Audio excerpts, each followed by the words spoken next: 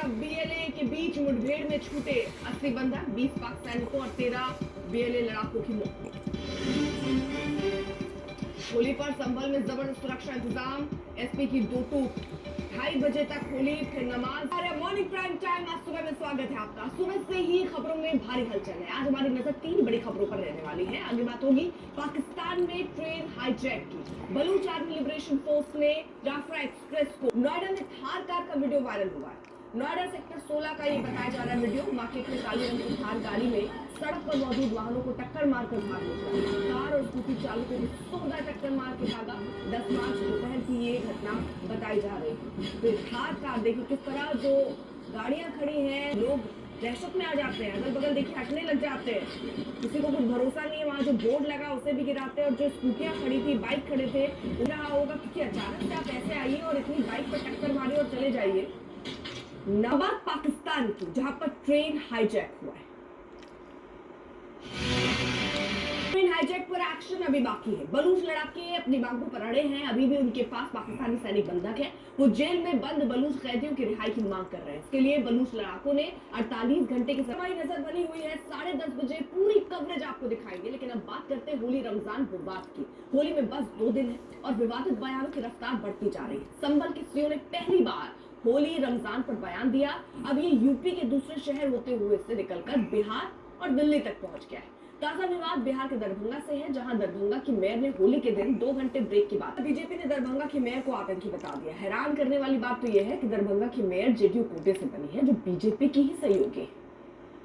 देखिए, दरभंगा की मेयर हमारे साथ हमारे सहयोगी इस वक्त जुड़ चुके हैं। गजब है रोहित ये भी कि दरभंगा की मेयर जेडीयू कोटे से ही है और बीजेपी की सहयोगी है और बीजेपी अब निंदा कर रही है। ये बिल्कुल देखिए, अब ऐसा लग रहा है कि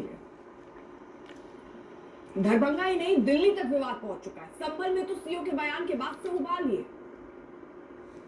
संभल हमारे सहयोगी संभल से जुड़ चुके हैं। राजनीति के एक तरह अनमोल, वहां पर सिचुएशन के बारे में जरा समझाइए, क्योंकि एक तरफ सीओ साहब ये कहते हैं कि आप जिसको दिक्कत है वो घर पर रहे, दूसरी तरफ एसपी साहब कह रहे हैं कि जो जबरन रंग लगाएगा उस पर कार्रवाई होगी। तो वहां किस तरह से माहौल को सौहार्दपूर्ण बनाने के प्रयास पुलिस की तरफ से किए जा रहे हैं?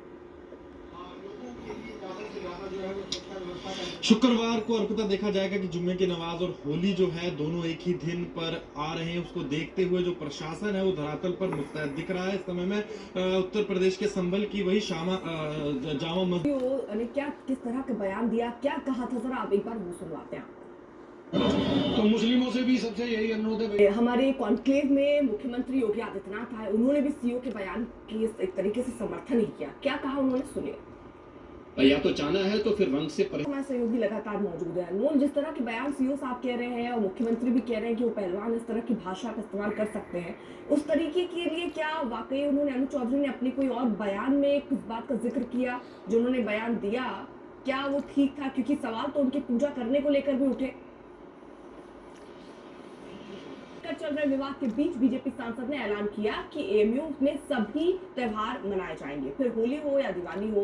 सांसद का कहना है कि जिन्ना की सोच वाले कुछ लोग होली प्रोग्राम, होली है लिहाजा जुम्मे की नमाज को लेकर शहर शहर चर्चा है। इसमें अब दिल्ली के बीजेपी विधायक करनैल भी शामिल हो गए हैं। करनैल सिंह ने कहा है कि होली के दिन मुसलमान घर पर नमाज पढ़े। बीजेपी विधायक का कहना है कि साथ के हमारे सहयोगी आशीष किया जा रहा है कि तो विवाद गहराता चला जा रहा है। वक्त छोटे से ब्रेक का, तुम देखते रहिए आज। उत्तराखंड में अवैध मदरसों पर जमकर एक्शन हो रहा है। सरकार का दावा है कि सिर्फ 15 दिनों में 52 मदरसे सील किए गए। सोमवार को सीएम धामी के निर्देश पर देहरादून के विकास नगर में 12 और खटीमा में 9। वक्त एक छोटे से ब्रेक का है। आगे देखिए, पेशावर टू कोयटा पाकिस्तान में train hijack.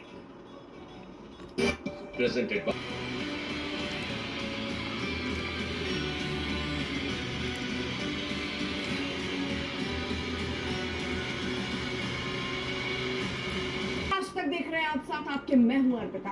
Balochistan liberation army ने क्वार्टर से पेशावर जा रही जाफर एक्सप्रेस को कल अगवा कर लिया। बीएलए का दावा है कि ट्रेन अगवा कर उसने जाफर एक्सप्रेस में सवार 500 मुसाफिरों को बंधक बना लिया। बीएलए ने चेतावनी दी कि अगर 48 घंटे के भीतर पाकिस्तान की जेल में बंद उसके कैदियों को नहीं छोड़ा गया तो सभी बंधकों को मार देंगे।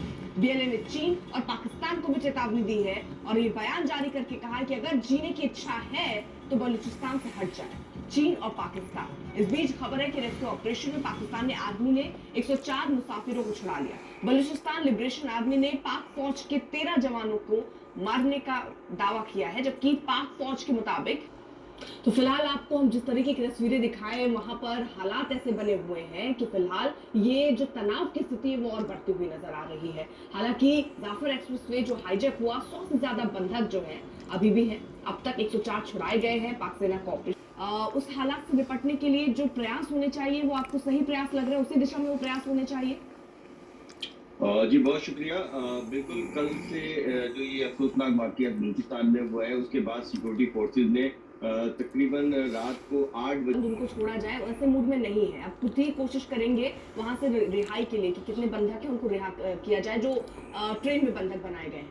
लेकिन जिस तरह क्योंकि लोगों की जान भी खतरे में है, इन सबको भी मद्देनजर करके ये ऑपरेशन चलाना होगा। ये चुनौती है सबसे बड़ी। तो जी बिल्कुल, इसीलिए इस ऑपरेशन में थोड़ी सी देर हो रही है क्योंकि खवातीन बच्चे वहाँ पे मौजूद हैं। और सबसे बड़ी बात यह है कि जो यरगमाली हैं उनमें से बहुत सारे ऐसे हैं जो कि खुद कुछ बमबार हैं, यानी कि अगर ऑपरेशन में जरा सी भी कोताही दिखती है क्योंकि जो उनकी सीधे तौर पर चेतावनी है कि अगर 48 घंटे में आपने कदम नहीं उठाया तो हम बंधक उनके पास हैं, वो कोई भी कदम उठा सकते हैं।